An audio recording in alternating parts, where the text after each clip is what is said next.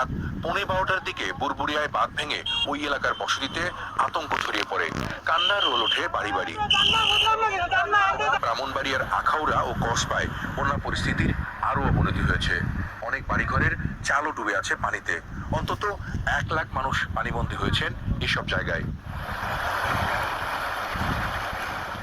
পানিতে তলিয়ে আছে আখাউড়া স্থলবন্দরের ইমিগ্রেশন ভবন, রাজস্ব ভবন, কাস্টমস হাউস সহ বিভিন্ন সরকারি স্থাপনা। ব্রিজ ভেঙে বন্ধ রয়েছে আখাউড়া আগরতলা মহাসড়কে যান চলাচল। যাদের ফলে ব্রিজটা ভেঙে গেছে আর পানি প্লাবিত হওয়ার জন্যই আমদানি রপ্তানি এখন বর্তমানে বন্ধ আছে। আজকে 2 দিন যাবত চিরামুড়ি খেয়ে থাকতেছে। সবার করে পানি উঠে গেছে, খোলা করা দিয়েছিল, হাওড়া নদীর বাঁধ ভেঙে গেছে। গরু বাছুর নিয়ে জমি টমি সব রোয়া টোয়া গাড়াই হয়েছিল, সব মাছ। পাখার উপজেলার মধ্যে যতগুলি পুকুর আছে সবগুলি পুকুরে মাছ চলে গেছে। হবিগঞ্জের খোয়াই নদীর পানি বিপদসীমার 190 সেন্টিমিটার উপরে উঠেছে। পানির তীব্র স্রোতে 2 জন নিখোঁজ হয়েছেন এরই মধ্যে। অন্তত 2 লাখ মানুষ পানিবন্দী হয়ে আছেন বিভিন্ন গ্রামে।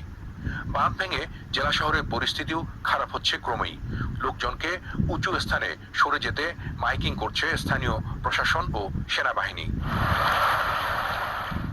সিলেট, মৌলভীবাজার, সুনামগঞ্জ, নোয়াখালী, লক্ষ্মীপুর, চট্টগ্রাম, খাগড়াছড়ি, রাঙামাটি ও কক্সবাজার জেলার বন্যা পরিস্থিতিরও ক্রমেই অবনতি হচ্ছে। গ্রামতুল্লাহ বিপ্লব, এটিএন বাংলা। বন্যা কবলিত ফেনীতে ভয়াবহ মানবিক বিপর্যয় দেখা দিয়েছে। বানের জলে তলিয়ে গেছে মহাসড়ক এলাকা। দেশের বিভিন্ন স্থান থেকে ত্রাণ এলেও তা দুর্গতদের কাছে পৌঁছানো যাচ্ছে না, ফলে উদ্ধার কাজেও ব্যাঘাত ঘটছে। অনাহার ও চরম অনিশ্চয়তায় দিন কাটাচ্ছে পানিবন্দী মানুষ। ফেনী থেকে ইমদাদুল হকের তোলা ছবিতে বিস্তারিত জানাচ্ছেন মুশফিকুর রহমান। স্মরণকালে সবচেয়ে সর্বনাশা বন্যার পানিতে ভাসছে ফেনীবাসী। ভারত থেকে আসা ঢলে কালিদাস পাহালিয়া, হুড়ি, ফেনী নদীর পানি বিপদসীমার অনেক উপর দিয়ে প্রবাহিত হচ্ছে।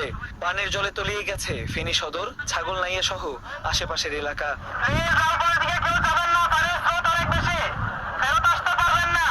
পরিবার নিয়ে মসজিদ, বাড়ির ছাদ কিংবা কলা গাছের ভেলায় ভেসে প্রাণ রক্ষার চেষ্টা করে যাচ্ছে মানুষ।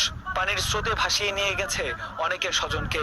দেশের বিভিন্ন জেলা থেকে প্রচুর স্বেচ্ছাসেবক এলেও নৌকার অভাবে ত্রাণ সামগ্রী বিতরণ এবং উদ্ধার কাজ ব্যাহত হচ্ছে।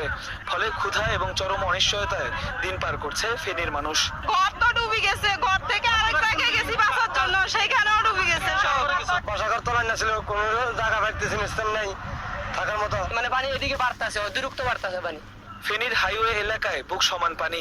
মহাসড়কে তীব্র যানজটের কারণে দুর্ভোগ পৌঁছেছে চরমে। প্রবল স্রোতের সাথে যুদ্ধ করে নিরাপদ স্থানে যাওয়ার প্রাণপণ চেষ্টা করে যাচ্ছে বানভাসী মানুষ। তিল ধারণের ঠাঁই নেই আশ্রয় কেন্দ্রগুলোতে। এই মুহূর্তে হচ্ছে বৃষ্টি নেই, আবহাওয়া মোটামুটি স্বাভাবিক। আপনারা দেখতেছেন যে রোদ উঠতেছে কিন্তু পানি বাড়তেছে। আমার এই পাশের ভাতিজা শিমুলের বিল্ডিং এ উঠেছি প্রায় 500 লোক। ওই পাশে একটা মাদ্রাসা আছে, ওইখানে 200-300 লোক আছে। পাশে আছে একটা ট্রেনিং সেন্টার, আপনারা জানেন সরকারি।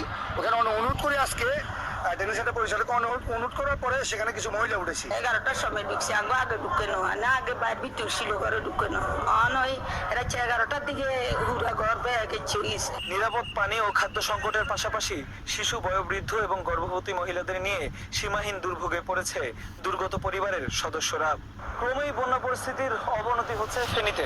পরিস্থিতি এতটাই নাজুক যে এখনো পর্যন্ত অনেক এলাকায় উদ্ধারকারী দল পৌঁছাতেই পারেনি। এখন সবচাইতে বেশি প্রয়োজন উদ্ধারকারী বোট, খাবার এবং নিরাপদ আশ্রয়। মুশফিকুর রহমান, এটিএন বাংলা, ফেনী।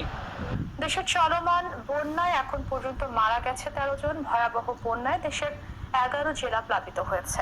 এসব জেলায় 9 লাখ পরিবার পানিবন্দী বলে জানিয়েছে দুর্যোগ ও ত্রাণ মন্ত্রণালয়।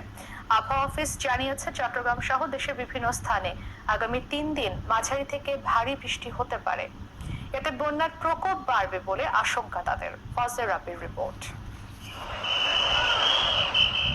ভয়াবহ বন্যায় এখন প্লাবিত ফেনী, কুমিল্লা, চট্টগ্রাম, খাগড়াছড়ি, নোয়াখালী, মৌলভীবাজার, হবিগঞ্জ, ব্রাহ্মণবাড়িয়া, সিলেট, লক্ষ্মীপুর ও কক্সবাজার।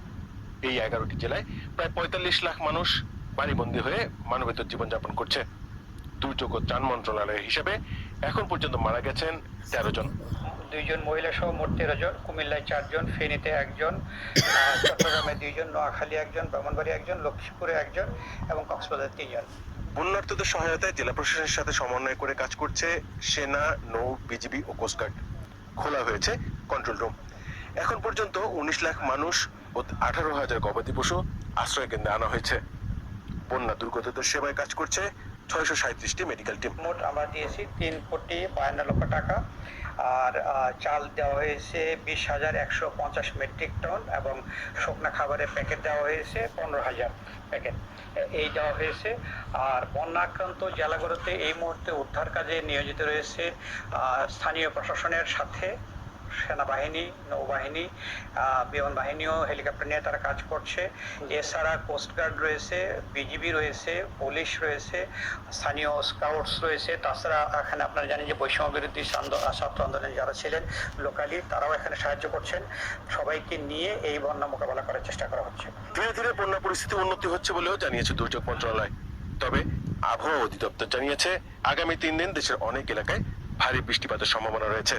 সারা দেশেই আমাদের যে পূর্বাভাস রয়েছে, অধিকাংশ জায়গায় ভারী থেকে অতি ভারী বৃষ্টিপাত হওয়ার সম্ভাবনা রয়েছে। দক্ষিণ পূর্বাঞ্চলীয় যে জেলাগুলোতে বন্যা পরিস্থিতি রয়েছে সেই সকল জায়গাগুলোতেও কিন্তু ভারী থেকে অতি ভারী বৃষ্টিপাত আগামী 72 ঘন্টা পর্যন্ত অব্যাহত থাকবে। তবে বিচ্ছিন্নভাবে কোথাও কোথাও হয়তো বা আজকে কিছুটা কম হতে পারে, তবে তার এই অর্থই নয় যে বৃষ্টিপাত কম হবে। বিশেষ করে আপনার ওই সকল জায়গায় হয়তো কোনো জেলায় একটু বৃষ্টিপাত বেশি হবে, কোনো জায়গায় একটু কম হবে। ফজলে রাব্বি, এটিএন বাংলা, ঢাকা। বন্যা দুর্গত মানুষের জন্য প্রতিবেলার খাবার নিশ্চিত করার উদ্যোগ নিয়েছে বৈষম্য বিরোধী ছাত্র আন্দোলন। এতে সাড়াও মিলেছে ভালো। ঢাকা বিশ্ববিদ্যালয়ের টিএসসিতে গণত্রাণ কার্যক্রমের বিষয়ে সংবাদ সম্মেলনে প্রবাসীদেরও স্বতঃস্ফূর্তভাবে এগিয়ে আসার আহ্বান জানান তারা। বিস্তারিত আদিন সচিবের রিপোর্টে। বন্যার এই মহাদুর্যোগে যখন পানির নিচে দেশ, চারিদিকে হাহাকার, জীবন বাঁচানোর আকুতি, তখন সারা দেশের মানুষও বসে নেই। এই কঠিন সময়ে যার যতটুকু সাধ্য আছে তা নিয়ে এগিয়ে আসছেন, ছুটে যাচ্ছেন বন্যা কবলিত এলাকায়। দেশের বিভিন্ন জেলার মানুষকে সহযোগিতার জন্য বৈষম্য বিরোধী ছাত্র আন্দোলনের গণত্রাণ কর্মসূচি চলছে ঢাকা বিশ্ববিদ্যালয়ে। নগরীর নানা প্রান্ত থেকে শুকনো খাবার, লাইফ জ্যাকেট, ওষুধ, স্যালাইন সহ নগদ টাকা নিয়ে আসছেন হাজারো মানুষ। কেউ বা দিচ্ছেন ব্যাংকে। এটা আমরা 88 সময় দেখেছি, আমরা 98 দেখেছি।